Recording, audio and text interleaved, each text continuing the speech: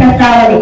ಭಾರತದ ಜನಗಳಾದ ನಾವು ಭಾರತವನ್ನು ಒಂದು ಸಾರ್ವಭೌಮ ಸಮಾಜವಾದಿ ಸರ್ವಧರ್ಮ ಸಮಭಾವದ ಪ್ರಜಾಸತ್ತಾತ್ಮಕ ಮತ್ತು ಅಸಲು ಮತ್ತು ಅದರ ಸಮಸ್ತ ನಾಗರಿಕರಿಗೆ ಸಾಮಾಜಿಕ ಆರ್ಥಿಕ ಮತ್ತು ರಾಜಕೀಯ ನ್ಯಾಯ ವಿಚಾರ ಅಭಿವ್ಯಕ್ತಿ ವಿಶ್ವಾಸ ಧರ್ಮ ಶ್ರದ್ಧೆ ಮತ್ತು ಉಪಾಸನಾ ಸ್ವಾತಂತ್ರ್ಯ ಸ್ಥಾನಮಾನ ಹಾಗೂ ಅವಕಾಶ ಸಮಾನತೆ ದೊರೆಯುವಂತೆ ಮಾಡಲು ವ್ಯಕ್ತಿಯ ಗೌರವವನ್ನು ರಾಷ್ಟ್ರದ ಏಕತೆಯನ್ನು ಹಾಗೂ ಅಖಂಡತೆಯನ್ನು ಸುನಿಶ್ಚಿತಗೊಳಿಸಿ ಅವರಲ್ಲಿ ಭಾತೃಭಾವನೆಯನ್ನು ವೃದ್ಧಿಗೊಳಿಸಲು ಶ್ರದ್ಧಾಪೂರ್ವಕ ಸಂಕಲ್ಪ ಮಾಡಿದವರಾಗಿ ನಮ್ಮ ಸಂವಿಧಾನ ಸಭೆಯಲ್ಲಿ 1949ನೇ ಇಸವಿ ನವೆಂಬರ್ ತಿಂಗಳ 26ನೇ ತಾರೀಕಾದ ಈ ದಿವಸ ಈ ಮೂಲಕ ಈ ಸಂವಿಧಾನವನ್ನು ಅಂಗೀಕರಿಸಿ ಅಧಿನೇಮಿಸಿ ನಮಗೆ ನಾವೇ ಅರ್ಪಿಸಿಕೊಂಡಿದ್ದೇವೆ. ಭಾರತ ಸಂವಿಧಾನ ಪ್ರಸ್ತಾವನೆ ಮುಕ್ತಾಯ. ಜನರೇ ಆಳಲ್ಪಡುವ ವ್ಯವಸ್ಥೆ ಪ್ರಜಾಪ್ರಭುತ್ವ ಅಂತ ಹೇಳಿ ನೋಡಿ. ಅಂತಾರಾಷ್ಟ್ರೀಯ ಪ್ರಜಾಪ್ರಭುತ್ವ ದಿನವನ್ನು ಸೆಪ್ಟೆಂಬರ್ 15ರಂದು ಜಗತ್ತಿನಾದ್ಯಂತ ಎಲ್ಲಾ ರಾಷ್ಟ್ರಗಳಲ್ಲಿ ಪ್ರಜಾಪ್ರಭುತ್ವ ರಾಷ್ಟ್ರಗಳಲ್ಲಿ ಆಚರಣೆ ಮಾಡ್ತಾ ಇದ್ವಿ. ಭಾರತದಲ್ಲಿ ವಿಶೇಷವಾಗಿ ಈ ದಿನವನ್ನು ಆಚರಣೆ ಮಾಡ್ತಾ ಇದ್ವಿ. ಯಾಕಂದ್ರೆ ಭಾರತ ಜಗತ್ತಿನಲ್ಲಿ ಅತಿದೊಡ್ಡ ಪ್ರಜಾಪ್ರಭುತ್ವ ದೇಶ. 2007 ಸೆಪ್ಟೆಂಬರ್ 15ರಂದು ವಿಶ್ವಸಂಸ್ಥೆ ಜನರಲ್ ಅಸೆಂಬ್ಲಿ ಒಂದು ನಿರ್ಣಯವನ್ನು ಅಂಗೀಕರಿಸಿತು. 2008ರಿಂದ ಈವರೆಗೂ ನಾವು ಪ್ರತಿ ವರ್ಷ ಸೆಪ್ಟೆಂಬರ್ 15ರನ್ನ ಡೆಮಾಕ್ರಸಿ ಡೇ ಅಂತ ಆಚರಣೆ ಮಾಡ್ತಾ ಬಂದಿದ್ದೀವಿ. ಈ ವರ್ಷ ಡೆಮಾಕ್ರಸಿ ಡೇಯ ಶೀರ್ಷಿಕೆ ಏನಂದ್ರೆ ಪ್ರಜಾಪ್ರಭುತ್ವದಲ್ಲಿ ಆಡಳಿತ ಮತ್ತು ನಾಗರಿಕರ ಪಾಲ್ಗೊಳ್ಳುವಿಕೆ ಅನ್ನುವಂಥದ್ದು. ಪ್ರಜಾಪ್ರಭುತ್ವವನ್ನು ಬಲಗೊಳಿಸಿ ಜಗತ್ತಿನಲ್ಲಿ ಮಾನವ ಹಕ್ಕುಗಳಿಗೆ ಹೆಚ್ಚಿನ ಬಲವನ್ನು ಉಂಟು ಮಾಡುವಲ್ಲಿ ಜನರಲ್ ಅಸೆಂಬ್ಲಿ ಕರ್ತವ್ಯ ನಿರ್ವಹಿಸ್ತಾ ಇದೆ. ಮಾನವ ಹಕ್ಕುಗಳ ಸಂರಕ್ಷಣೆ ಆಗೋದು ಪ್ರಜಾಪ್ರಭುತ್ವದಿಂದ ಮಾತ್ರ ಸಾಧ್ಯ ಅನ್ನುವಂಥದ್ದನ್ನು ಇವತ್ತು ಜಗತ್ತು ಮನಗಂಡಿದೆ. ಪ್ರಜಾಪ್ರಭುತ್ವಕ್ಕಾಗಿ ನಾವು ನೀವುಗಳು ಈ ದೇಶದ ಡೆಮಾಕ್ರಸಿಯನ್ನು ಬಲಪಡಿಸಲು ನಮ್ಮ ಕರ್ತವ್ಯವೂ ಕೂಡ ಬಹಳ ಐತಿ. ನಾವೆಲ್ಲರೂ 18 ವರ್ಷ ವಯಸ್ಸಾದ್ಮೇಲೆ ನೀವುಗಳು ಮತದಾರರಾಗಿ ಹೊರಹೊಮ್ಮತೀರಿ.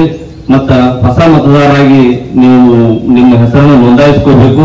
ಒಳ್ಳೆಯ ಸರ್ಕಾರಗಳನ್ನ ಅಸ್ತಿತ್ವಕ್ಕೆ ತರಬೇಕು ಮತ್ತು ಡೆಮಾಕ್ರಸಿಯನ್ನು ಬಲಗೊಳಿಸಿ ಈ ದೇಶದ ಪ್ರಜಾಪ್ರಭುತ್ವ ಯಶಸ್ವಿಗೊಳಿಸಬೇಕು ಅಂತ ಈ ಸಂದರ್ಭದಲ್ಲಿ ಆಶಿಸ್ತಾ ಇಲ್ಲಿ ನನಗೆ 2 ಮಾತು ಮಾತಾಡಲಿಕ್ಕೆ ಅವಕಾಶ ಮಾಡಿಕೊಟ್ಟ ಮಾನ್ಯ ಮುಖ್ಯೋಪಾಧ್ಯಾಯರಿಗೆ ವಂದಿಸ್ತಾ ಎಲ್ಲರಿಗೂ ವಂದನೆಗಳು. ನಮಸ್ಕಾರ. ಜೈ ಹಿಂದ್. ನಾನು 2012ರೊಳಗ ಒಂದು ತರಬೇತಿ ಸಂದರ್ಭದಲ್ಲಿ ಈ ವಿಷಯವನ್ನು ಹೇಳಿದ್ದೆ. ಏನಂತಂದ್ರೆ ಜಗತ್ತಿನಲ್ಲಿ ಅತ್ಯಂತ ಕೆಟ್ಟ ಆಡಳಿತ ಪದ್ಧತಿ ಯಾವುದಾದ್ರೂ ಇದ್ರೆ, ಜಗತ್ತಿನಲ್ಲಿ ಅತ್ಯಂತ ಕೆಟ್ಟ ಆಡಳಿತ ಪದ್ಧತಿ ಯಾವುದಾದ್ರೂ ಇದ್ರೆ ಅದು ಪ್ರಜಾಪ್ರಭುತ್ವ ವ್ಯವಸ್ಥೆ ಅಂತ. ಆಶ್ಚರ್ಯ ಅನಿಸ್ತದೆ. ದುರಂತ ಅಂದ್ರೆ ಅದಕ್ಕಿಂತ ಒಳ್ಳೆಯ ಆಡಳಿತ ಪದ್ಧತಿ ನಮಗಿನ್ನೂ ಗೊತ್ತಾಗಿಲ್ಲ ಅಂತ. ಪ್ರಜಾಪ್ರಭುತ್ವ ಅಂದ್ರೆ ಇಟ್ಸ್ ಎ ನಂಬರ್ ಗೇಮ್. ಸಂಖ್ಯೆ ಯಾರ ಕಡೆ ಹೆಚ್ಚಿರ್ತದೆ ಅವರ ಆಳ್ವಿಕೆ ರಾಜ್ಯದಲ್ಲಿ, ರಾಷ್ಟ್ರದಲ್ಲಿ ಅಥವಾ ಈ ದೇಶದಲ್ಲಿ ಬರ್ತದೆ ಎನ್ನುವಂಥದ್ದು. ಆ ಸಂಖ್ಯೆ ಬರಬೇಕಾದ್ರೆ ಎಂಥವರಿಂದ ಅನ್ನೋದು ಬಹಳ ಮುಖ್ಯ. ಪ್ರಜಾಪ್ರಭುತ್ವ ನಿಂತಿರುವುದೇ ಸುಶಿಕ್ಷಿತ ಮತದಾರರ ಮೇಲೆ. ಮತ ಹಾಕುವಂತವರು ಸುಶಿಕ್ಷಿತರಿರಬೇಕು.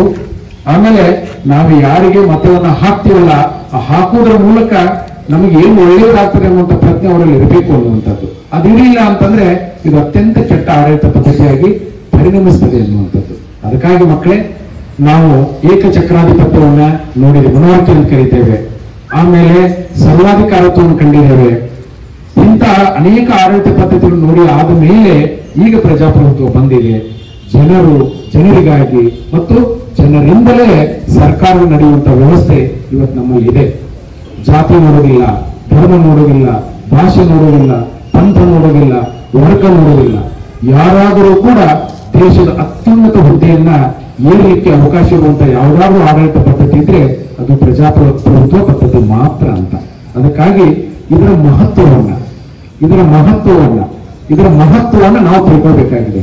ನಮಗೆ 1950ರಲ್ಲಿ ಜನವರಿ 26ಕ್ಕೆ ಅಸ್ತಿತ್ವಕ್ಕೆ ಬಂದಂತಹ ನಮ್ಮ ಸಂವಿಧಾನ ಅನೇಕ ಅವಕಾಶಗಳನ್ನು ಮಾಡಿಕೊಟ್ಟಿದೆ. 49 ನವೆಂಬರ್ 26ರಂದು ಅಂಗೀಕಾರ ಆಗಿದ್ರೂ ಸಹಿತ, ಇದನ್ನು ನಾವು ಅಕ್ಸೆಪ್ಟ್ ಮಾಡಿಕೊಂಡಿದ್ರೂ ಸಹಿತ 26ಕ್ಕೆ ಜಾರಿಗೊಳಿಸಿದ್ದೇವೆ. ಜಗತ್ತಿನ ಅತಿ ದೊಡ್ಡ ಪ್ರಜಾಪ್ರಭುತ್ವ ದೇಶ ನಮ್ದು. ಈ ವರ್ಷ ನಡೆದಂತಹ ಲೋಕಸಭೆ ಚುನಾವಣೆಯೊಳಗ 2024 ಏಪ್ರಿಲ್ ಮತ್ತು ಮೇನಲ್ಲಿ ನಡೆದಂತಹ ಲೋಕಸಭೆ ಚುನಾವಣೆಯೊಳಗ ನೀವು ಊಹೆ ಮಾಡ್ಲಿಕ್ಕೆ ಆಗುದಿಲ್ಲ ಮಕ್ಕಳೇ. 97 ಕೋಟಿ ಮತದಾರರು ಮತವನ್ನ ಹಾಕಲಿಕ್ಕೆ ಅರ್ಹತೆಯನ್ನು ಪಡ್ಕೊಂಡಂತ ಒಂದು ವ್ಯವಸ್ಥೆ ನಮ್ದು. 97 ಕೋಟಿ. ನಿಮ್ಗೆ ನಂಬಲಿಕ್ಕೆ ಆಗೋದಿಲ್ಲ, ಕೆಲವೊಂದು ದೇಶಗಳಲ್ಲಿ ಲಕ್ಷಗಳಲ್ಲಿ ಜನಸಂಖ್ಯೆ ಇದೆ, ಕೋಟಿ ಅಲ್ಲ, ಲಕ್ಷಗಳ ಸಂಖ್ಯೆಯಲ್ಲಿ ಜನಸಂಖ್ಯೆನೇ ಒಂದು ದೇಶಕ್ಕಿದೆ. ಆದ್ರೆ ನಮ್ಮ ದೇಶದೊಳಗ 97 ಕೋಟಿಯಷ್ಟು ಜನ ವೋಟ್ ಹಾಕ್ಲಿಕ್ಕೆ ಅರ್ಹರಾಗ್ತಾರಂತಂದ್ರ ಇದರ ಒಂದು ಸದೃಢತೆ ನಾವು ಅರ್ಥ ಮಾಡ್ಕೊಳ್ಬೇಕು ಅಂತ. ಅದಕ್ಕಾಗಿ ಇವತ್ತೇನಾಗಿದೆ ಅಂತಂದ್ರೆ ಸಂವಿಧಾನದ ಆಶಯಗಳು ನಮ್ಮ ಪ್ರಸ್ತಾವನೆಯೊಳಗ ನಮ್ಮ ಸಂವಿಧಾನ ನಿರ್ಮಾತೃಗಳು ಮಾಡಿಕೊಟ್ಟು ಹೋಗಿದ್ದಾರೆ. ಭಾರತವನ್ನ ಈ ದಿನಾಲು ಪ್ರಸ್ತಾವನೆಯನ್ನು ಬಾಹ್ಯಾಟ್ ಮಾಡಿ ಹೇಳ್ತಿರ್ತೀವಿ. ಒಂದು ಸಾರಿ, ಎಷ್ಟು ಸಾರಿ? ಒಂದು ಸಾರಿ ನೀವು ಯಾವಾಗಾದ್ರೂ ಫ್ರೀ ಇದ್ದಾಗ ಅನ್ನೋದನ್ನ ಮನನ ಮಾಡಿಕೊಳ್ಳಿ. ಪ್ರತಿಯೊಂದು ಪದದಲ್ಲೂ ಬಹಳ ದೊಡ್ಡ ಅರ್ಥಗಳದಾವ. ಭಾರತವನ್ನು ಒಂದು ಸಾರ್ವಭೌಮ, ಪ್ರಜಾಸತ್ತಾತ್ಮಕ, ಸರ್ವಧರ್ಮ ಸಮಾನ, ಹೀಗೆ ಅನೇಕ ಅಂಶಗಳು ಒಳಗೊಂಡಂತ ನಮ್ಮ ಸಂವಿಧಾನದ ಪ್ರಸ್ತಾವನೆಯನ್ನ ನಾವೆಲ್ಲರೂ ದಿನಾಲೂ ಪಠಿಸ್ತಿರ್ತೀವಿ, ಹೇಳ್ತಿರ್ತೀವಿ. ಅದನ್ನ ಅರ್ಥ ಮಾಡಿಕೊಂಡು ಆ ರೀತಿಯಾಗಿ ಬದುಕಬೇಕನ್ನುವಂಥದ್ದೇ ಇವತ್ತಿನ ಮುಖ್ಯ ಆಶಯ.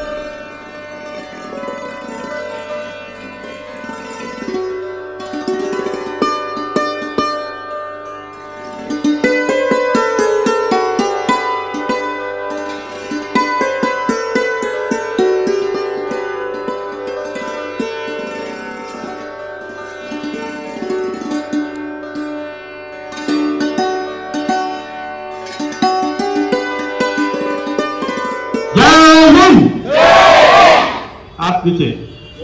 जय कर्नाटक माते। हाथ नीचे। जय कर्नाटक माते।